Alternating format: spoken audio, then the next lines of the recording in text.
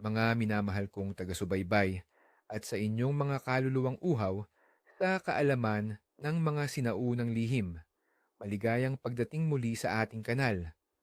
Sa bawat paglipas ng araw sa ating kalendaryo, may mga enerhiyang bumabalot, mga kwentong bumubulong mula sa nakaraan, at mga kapalarang nakaukit.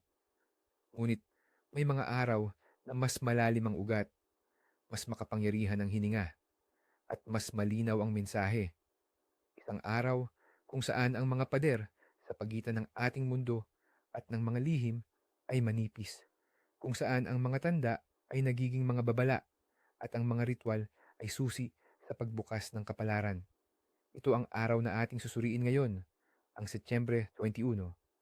Setyembre 21, isang petsa na sa unang tingin ay tila ordinaryo, ngunit sa likod ng simpleng pagkakabilang ay nagkukubli ang isang napakayamang tapestry ng mga paniniwala, tradisyon, at mga misteryong bumubuo sa kaluluwa ng ating kultura.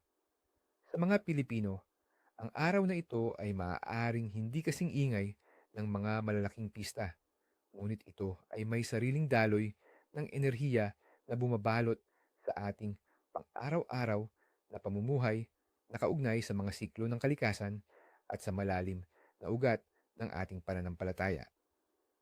Isang araw na nagpapaalala sa atin ng kahalagahan ng katapatan, kasaganahan, at ang bigat ng bawat pasya. Sa simbahang Katolika, ang Setyembre 21 ay ipinagdiriwang bilang pista ni San Mateo Apostol at Ebanghelista. Si San Mateo, na kilala rin bilang Levi, ay may isang kahangahangang kwento ng pagbabagong buhay na sumasalamin sa kakayahan ng tao na talikdan ang material na kayamanan para sa mas mataas na layunin. Bago siya naging isa sa 12 apostol ni Kristo, si Mateo ay isang maniningil ng buwis, isang propesyon na nooy kinamumuhian at itinuturing na simbolo ng pananamantala at pagtataksil sa sariling bayan dahil sa pakikipagtulungan sa mga Romanong sumasakop. Siya ang ebanghelista na sumulat ng unang ebanghelyo sa Bagong Tipan na nagtatampok sa mga turo at buhay ni Jesus, lalo na ang kanyang pagiging Mesyas. Ang mga deboto, lalo na sa Pilipinas, ay lumalapit kay San Mateo para sa iba't ibang panalangin. Dahil sa kanyang nakaraang propesyon, siya ay itinuturing na patron ng mga accountant, bangkero, tax collector, at sinumang may kinalaman sa pananalapi. Kaya't marami ang humihingi ng kanyang intersesyon para sa gabay sa mga desisyon sa negosyo, pagpapalago ng kabuhayan, katapatan sa pananalapi, at upang maiwasan ang tukso ng kasakiman. Ngunit higit pa rito, siya rin ay idinadalanginan para sa karunungan at pag-unawa sa salita ng Diyos dahil siya ang nagtala ng buhay ni Jesus sa Ebanghelyo. Siya ay tinatawagan din para sa kagalingan sa anumang karamdaman at para sa biyaya ng isang malinis na puso at malayang kaluluwa mula sa pagkaalipin ng pera at material na bagay. Ang kanyang kwento ay isang malakas na paalala na anuman ang ating nakaraan, laging may pagkakataon para sa pagbabago, pagtubos, at paghahanap ng tunay na layunin sa buhay. Sa konteksto ng Pilipinas, kung saan ang pananampalataya ay malalim at ang mga tradisyon ay hinahalo sa mga paniniwala ng mga ninuno, ang paggalang kay San Mateo ay nagpapakita ng pag-asa sa espiritual na kasaganahan na higit pa sa yaman ng mundo. Ang kwento ni San Mateo ay isa sa pinakamakapangyarihang testamento sa pagbabagong buhay at walang hanggang awa. Siya ay si Levi, isang maniningil ng buwis sa Kapernaum. Sa kanyang tanggapan, sa ilalim ng mainit na sikat ng araw sa Galilea, araw-araw niyang kinukolekta ang buwis mula sa kanyang sariling mga kababayan para sa imperyo ng Roma. Sa mata ng kanyang mga kasama, siya ay isang taksil, isang mandarambong, isang taong lumalaban sa kanyang sariling lahi. Ang kanyang buhay ay puno ng yaman, ngunit marahil puno rin ng pag-iisa at paghamak.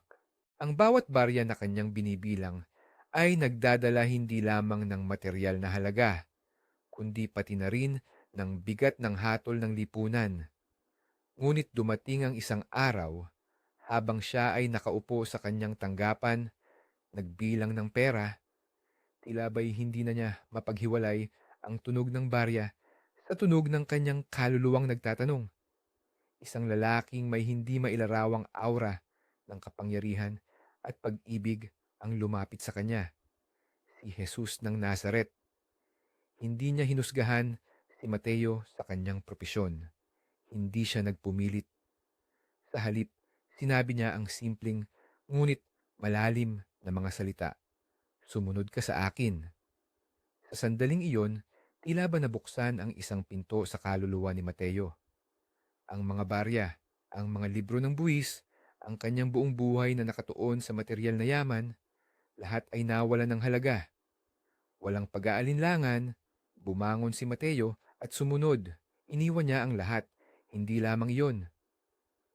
Sa kagalakan ng kanyang bagong simula, naghanda si Mateo ng isang malaking piging sa kanyang bahay at inanyayahan niya hindi lamang si Jesus at ang kanyang mga alagad, kundi pati na rin ang marami sa kanyang mga kapwa, maniningil ng buwis at mga makasalanan. Isang kilos ng pagbabahagi ng bagong tuklas na pag-asa, isang pagpapakita ng pag-ibig na nagpalit sa kanyang puso. Matapos ang pagtawag na ito, si Mateo ay naging isa sa 12 apostol. Siya ay naging saksi sa mga himala, turo at pagkabuhay na mag-uli ni Jesus. Ang dating maniningil ng buwis na gumamit ng kanyang galing sa pagsusulat para sa mga talaan ng buwis ay ginamit ang parehong galing para itala ang ebanghelyo ni Jesus na naglalahad ng mga detalye ng buhay, ministeryo at mga turo ng Panginoon, lalo na sa konteksto ng mga Hudyo. Ang kanyang ebanghelyo ay nagtatampok sa mesyanikong pagpapakilala kay Jesus at sa mga sipi ng lumang tipan. Ayon sa tradisyon, matapos ang pagkabuhay na mag-uli at pag-akyat ni Jesus sa langit, si Mateo ay naglakbay upang ipangaral ang mabuting balita. May mga kwentong nagsasabi na siya ay nangaral sa Ethiopia, kung saan siya ay nagtaguyod ng pananampalataya sa gitna ng pagano. Siya ay namatay bilang isang martir na nagbigay ng kanyang buhay para sa kanyang pananampalataya, marahil sa pamamagitan ng espada. Ang kanyang kwento ay isang paalala na ang tunay na kayamanan ay hindi nasusukat sa ginto at pilak, kundi sa katapatan sa Diyos, sa pag-ibig sa kapwa, at sa walang hanggang halaga ng isang kaluluwang handang magbago. Isang inspirasyon sa ating lahat upang hanapin ang ating sariling sumunod ka sa akin at talikdan ang anumang nagiging hadlang sa ating tunay na layunin. Mga tanda ng kapalaran sa Setyembre 2021. Sa araw na ito, ang mga karaniwang pangyayari ay maaaring maging mga sulyap sa hinaharap, mga bulong mula sa mga sinaunang espiritu o mga babala mula sa mga elemento. Ang mga matatandang paniniwala o pamahiin ay nagsisilbing gabay sa ating mga ninuno at marami rito ang nananatiling buhay sa ating kultura. Mga palatandaan sa panahon at ani. Uno, malakas na ulan sa maghapon. Kung malakas ang pagbuhos ng ulan sa buong araw ng Setyembre 21, ito ay itinuturing na tanda ng isang sagana at masaganang ani sa susunod na panahon. Ang bawat patak ay biyaya. Nagpapahiwatig na ang lupa ay magiging mataba at ang mga pananim ay mamumunga ng husto. Ngunit kailangan ding mag-ingat sa mga posibleng pagbaha kung saan man maaaring mangyari, sapagkat ang labis na biyaya ay maaaring maging hamon din. 2. Maliwanag at maaliwalas na langit. Kabaligtaran ng ulan, kung ang Setyembre 21 ay dinatnan ng maliwanag, asul na kalangitan na walang ulap, ito ay isang maswerteng senyales para sa kalusugan at kagalingan. Ibig sabihin, Ang mga darating na buwan ay magiging malaya sa matitinding sakit at ang mga miyembro ng pamilya ay magtatamasa ng malakas na pangangatawan. Ito ay panahon upang magpahinga at magpasalamat sa biyaya ng kalusugan. 3. Malakas na hangin. Kung may malakas at humihip na hangin sa araw na ito, mag-ingat sa mga posibleng pagtatalo o hindi pagkakaunawaan sa pamilya o sa mga mahal sa buhay. Ang hangin ay sumisimbolo sa pagbabago at minsan sa hindi inaasahang pagsubok. Panahon ito upang maging mas mapagpasensya at iwasan ang mga mainit na debate. Ang paghahanap ng kapayapaan ang siyang magpapawi sa negatibong enerhiya. Paro, pagkulog na walang ulan. Ang pagkulog sa kalagitnaan ng araw ng walang kasamang ulan ay isang positibong tanda para sa negosyo at pinansyal na paglago. Ito ay nagsasaad ng mga oportunidad na hindi inaasahan, mga tagumpay sa mga transaksyon at pagtaas ng kita. Sinasabi na ang tunog ng kulog ay nagpapagising sa mga swerte na nakatago. Paano ba? Maraming ibon na lumilipad patimog. Kung makakita ka ng maraming ibon na lumilipad patimog, ito ay maaaring isang tanda ng malaking pagbabago o pagkakataon sa paglalakbay na darating sa iyong buhay. Ang ibon ay sumisimbolo sa kalayaan at bagong direksyon. Maghanda para sa mga bagong abentura o isang paglipat na magdadala ng pagpapabuti sa iyong kalagayan. Mga palatandaan sa bahay at pera. 1. Makakita ng nawawalang barya. Kung makakita ka ng isang nawawalang barya sa hindi inaasahang lugar o kung may dumating na barya sa iyong bulsa na hindi mo maalala kung paano naroon, ito ay isang babala ng paparating na biyaya sa pananalapi. Huwag itong balewalain dahil ang barya na ito ay maaaring maging simbolo ng simula ng mas malaking suwerte. Ilagay ito sa iyong pitaka bilang anting-anting. 2. Di sinasadyang pagbasag ng salamin. Bagamat karaniwang itinuturing na masamang swerte, ang pagbasag ng isang salamin sa Setyembre 21 ay maaaring maging isang tanda ng pagwawakas ng mga lumang negatibong pattern. Ito ay nagbibigay daan sa pagpasok ng mga bagong oportunidad. Tandaan, hindi ito nangangahulugang magbasag ka ng salamin, kundi kung ito ay mangyari, tanggapin ito bilang isang simula ng bagong kabanata. 3. Makating palad. Kung kumakati ang iyong kanang palad, ito ay nangangahulugang makakatanggap ka ng pera. Kung ang kaliwang palad naman ang kumakati, ito ay nangangahulugang mayroon kang gagastusin. Subalit, huwag itong kamutin sa mismong araw na ito dahil pinaniniwalaang mawawala ang epekto ng pamahiin. Hayaan lamang itong kumati ka at hintayin ang mangyayari. Mga panaginip sa gabing ito. Ang mga panaginip sa gabi ng Setyembre 21 ay pinaniniwalaang nagdadala ng mas malalim na kahulugan at maaaring magsilbing gabay sa mga desisyon. Panaginip ng ahas. Kung mangarap ka ng ahas, ito ay maaaring simbolo ng taksil o lihim na kaaway sa iyong paligid. Ngunit, sa ibang interpretasyon, ito rin ay tanda ng karunungan at pagbabago. Mahalagang suriin ang konteksto ng panaginip. Kung ang ahas ay umaatake, mag-ingat. Kung ito ay tahimik o malayo, maaaring ito ay isang pagkakataon para sa pagmumuni-muni. Panaginip ng paglipad. Ang paglipad sa panaginip ay sumisimbolo ng kalayaan, ambisyon, at pagtakas mula sa mga problema. Ito ay tanda na ikaw ay handa ng harapin ang mga hamon o na narating mo na ang isang bagong antas ng iyong buhay kung saan ikaw ay malaya sa mga pagpigil. Panaginip ng pagkawala ng ngipin. Ito ay karaniwang simbolo ng pagkawala, pagkabalisa, o takot sa pagkabigo. Ito ay maaaring nagpapahiwatig ng pagkawala ng kontrol sa isang sitwasyon o pagtatapos ng isang yugto sa iyong buhay. Panaginip ng tubig. Ang malinis na tubig ay nagpapahiwatig ng kasaganahan, emosyonal na kalinisan at pagbabago. Ang maruming tubig naman ay maaaring simbolo ng kaguluhan, kalungkutan o mga hindi nalutas na problema sa iyong damdamin. Panaginip ng pera. Ang panaginip ng pera ay karaniwang nagpapahiwatig ng kasaganahan, halaga sa sarili o ang pangangailangan para sa seguridad. Ito ay maaaring isang paalala upang bigyang pansin ang iyong pinansyal na sitwasyon. Mga isinilang sa araw na ito. Ang mga ipinanganak sa Setyembre 21 ay pinaniniwalaang may espesyal na katangian at kapalaran. Sila ay madalas na matalino, analytical, at may kakayahang magsuri ng mga detalye, katulad ng ebanghelistang si San Mateo. Mayroon silang natural na galing sa paghawak ng pananalapi o sa pag-oorganisa ng impormasyon. Sila ay tapat, may prinsipyo, ngunit minsan ay matigas ang ulo sa kanilang mga paniniwala.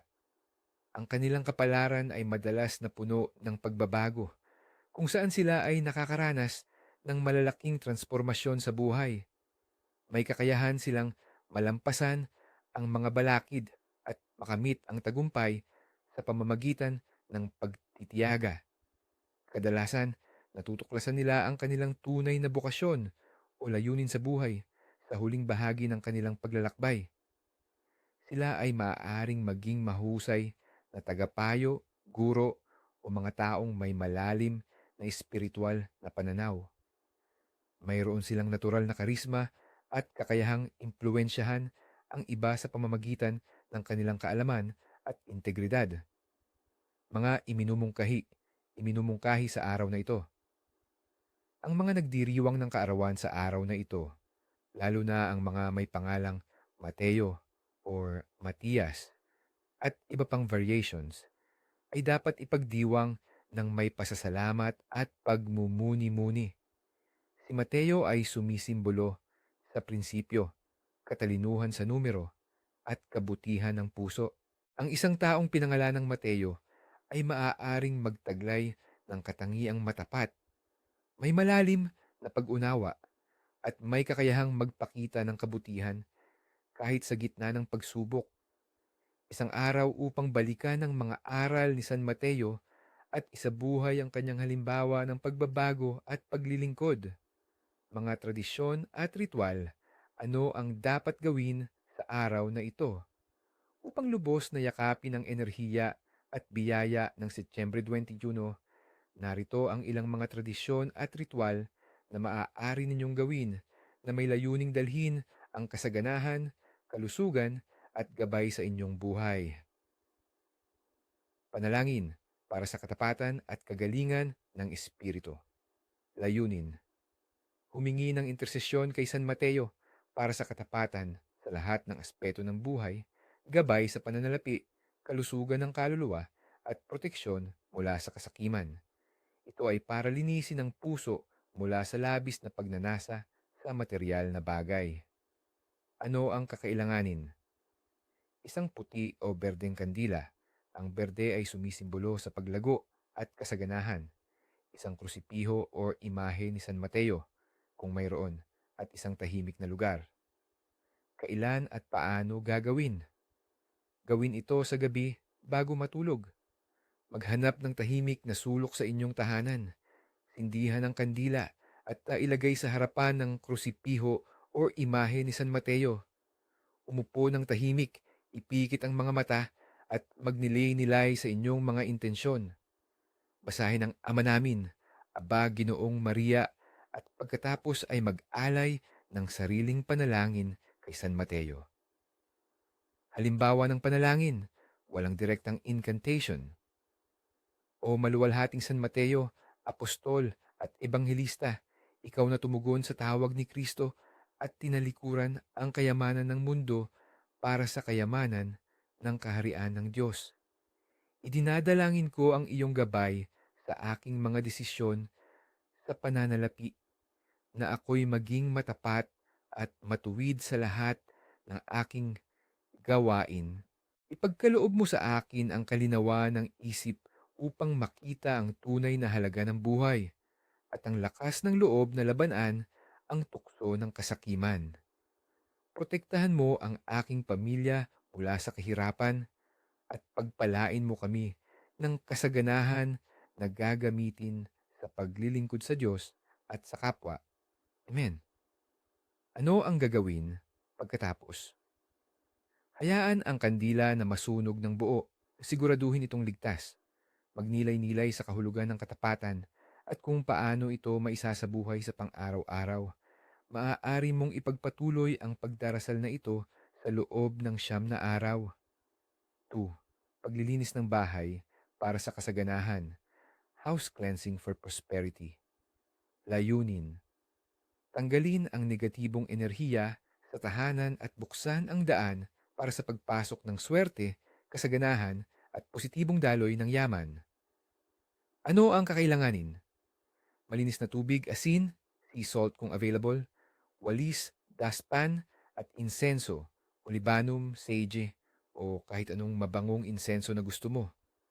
Kailan at paano gagawin? Gawin ito sa umaga. Simulan ng paglilinis sa pinakaloob na bahagi ng bahay at walisin ang dumi palabas ng pintuan. Ang pagwawalis palabas ay sumisimbolo sa pagtataboy ng masamang enerhiya. Pagkatapos, walisin, maghanda ng timba ng tubig na may halong asin. Gamitin ito sa paglilinis ng mga sahig, pagmop, lalo na sa mga sulok at siningit na lugar kung saan maaaring magkubli ang negatibong enerhiya. Habang naglilinis, isipin na ang lahat ng negatibo ay nawawala at napapalitan ng kasaganahan at kapayapaan. Pagkatapos, sindihan ang insenso at hayaang kumalat ang usok nito sa bawat silid, lalo na sa mga pinto at bintana, habang binibigkas ang positibong intensyon para sa pagdating ng mga biyaya. Ano ang gagawin pagkatapos? Itapon ang maruming tubig sa labas ng bahay, malayo sa mga halaman o anumang nabubuhay. Hayaan ang insenso na masunog ng buo. Mahalaga na magkaroon ng malinis at maaliwalas na kapaligiran upang ang kasaganahan ay makapasok at manatili. Pagbabahagi ng biyaya, giving to the less fortunate. Layunin, gayahin ang halimbawa ni San Mateo sa pagtalikod sa materialismo at pagpapakita ng pagkabukas palad. Ito ay para akitin ang karagdagang biyaya sa pamamagitan ng kusang loob na pagbibigay. Ang pagbibigay ay nagbubukas ng daloy ng pagtanggap. Ano ang kakailanganin? Mga pagkain, lumang damit na nasa mabuting kondisyon, o kahit kaunting pera na handa mong ibahagi. Kailan at paano gagawin? Anumang oras sa araw ng Setyembre 21, maghanap ng isang nangangailangan, isang pulubi, isang kawanggawa, o isang kakilala na alam mong nahihirapan. Magbigay ng buong puso nang walang inaasahang kapalit. Ang intensyon ay mahalaga, hindi ang halaga ng ibinigay. Isipin na ang bawat pagbibigay ay isang binhi na itinatanim mo sa iyong sariling hardin ng kasaganahan. Ano ang gagawin pagkatapos? Pakiramdam ang spiritual na pag-angat at kapayapaan na dulot ng pagbibigay. Pinaniniwalaan na ang ibinibigay mo ay babalik sa iyo ng higit sa 10 beses, hindi lamang sa material na bagay, kundi sa pangkalahatang biyaya at kabutihan. Pagkain at kulinayang tradisyon, pagsasalo ng biyaya. Bagamat walang partikular na ulam na direktang nauugnay sa pista ni San Mateo sa Pilipinas, ang diwa ng pagdiriwang ng mga pista ay nakasentro sa pagsasalo ng masaganang hapag-kainan kasama ang pamilya at mga kaibigan. Ang pagkain ay simbolo ng pagkakaisa, pagmamahalan at pasasalamat sa mga biyaya. Mga kaugaliang pagkain. Panchit. Ang mga noodles ay karaniwang inihahanda para sa mahabang buhay, kaya't ang pagkakaroon ng panchit sa hapag ay isang magandang kaugalian. Lumpia. Ang lumpia, lalo na ang pinirito, ay sumisimbolo ng kasaganahan at pagtaas ng swerte, dahil sa hugis nitong silindrikal na tila ba puno ng laman. Mga ulam na may gulay at berdeng sangkap dahil ang berde ay nauugnay sa paglago, pera at minsan ay kay San Mateo dahil sa kanyang mga koneksyon sa pinansyal. Ang paghahanda ng mga ulam na may maraming berdeng gulay ay isang magandang paraan upang anyayahan ang kasaganahan at kalusugan. Halimbawa, ginataang gulay, pinakbet o laing, lechon o iba pang karne. Para sa mga may kakayahan, ang lechon, inihaw na baboy, o iba pang espesyal na handa tulad ng adobo, kaldereta o mechado ay nagpapakita ng pagdiriwang at pasasalamat sa mga biyaya. Ito ay isang paraan upang maging masaya at magbahagi ng kaligayahan sa mga mahal sa buhay. Layunin. Ang pagkain ay hindi lamang pampabusog, kundi isang ritual ng pagpapakita ng pagkakaisa at pagpapasalamat. Ito ay panahon upang ibahagi ang mga biyaya, magkwentuhan at palakasin ang ugnayan ng pamilya. Mga pangunahing bawal sa araw na ito, ano ang hindi dapat gawin? Sa kabila ng mga ritual at tradisyon na nagdadala ng biyaya, mayroon ding mga mahigpit na babala at bawal na dapat sundin upang maiwasan ang masamang kapalaran o pagtaboy sa mga darating na swerte. Ang paglabag sa mga ito ay pinaniniwalaang magdudulot ng negatibong epekto na maaaring sumunod sa iyo sa loob ng mahabang panahon. Mga bawal sa pinansyal at material. Huwag mangutang o magpautang. Ang araw na ito ay hindi magandang panahon upang humiram o magpahiram ng pera. Pinaniniwalaan na ang paggawa nito ay magdadala ng masamang swerte sa pananalapi na magreresulta sa patuloy na pagkakautang o pagkalugi. Ang pagpautang naman ay maaaring magdulot na hindi na maibalik ang perang ibinigay. Ang paglabag dito ay maaaring magdulot ng pagkakabuhol-buhol ng iyong pananalapi na mahirap lutasin. Ang mga sinaunang paniniwala ay nagsasabing ito ay magbibigay butas sa iyong bulsa. Huwag mag-aksaya ng pagkain. Sa Setyembre 21, napakahalaga na huwag mag-aksaya ng anumang pagkain. Ang pag-aksaya ng pagkain ay itinuturing na paglapastangan sa biyaya at nag-aanyaya ng kahirapan. Ang bawat butil o piraso ng pagkain ay biyaya mula sa itaas at ang pagtatapon nito ay nagpapakita ng kawalang galang na maaaring magdulot ng pagkabawas sa iyong kasaganahan. Pinaniniwalaan na ang mga espiritu ng kagutuman ay maaaring bumisita sa iyong tahanan. Huwag magbilang ng pera sa gabi. Ito ay isang matandang pamahiin na nananatiling buhay. Pinaniniwalaan na ang pagbibilang ng pera sa gabi ay nagtataboy ng yaman o nag-aanyaya ng pagkalugi sa pananalapi. Ang gabi ay panahon ng pahinga at pagpapahingalay, hindi para sa mga alalahanin sa material. Ito ay maaaring magdulot ng pagkabalisa at pagkawala ng focus sa mga espiritual na bagay. Ang paggawa nito ay maaaring magpapakita na ang iyong mga kayamanan ay magiging kasing bilis ng hangin na nawawala sa dilim.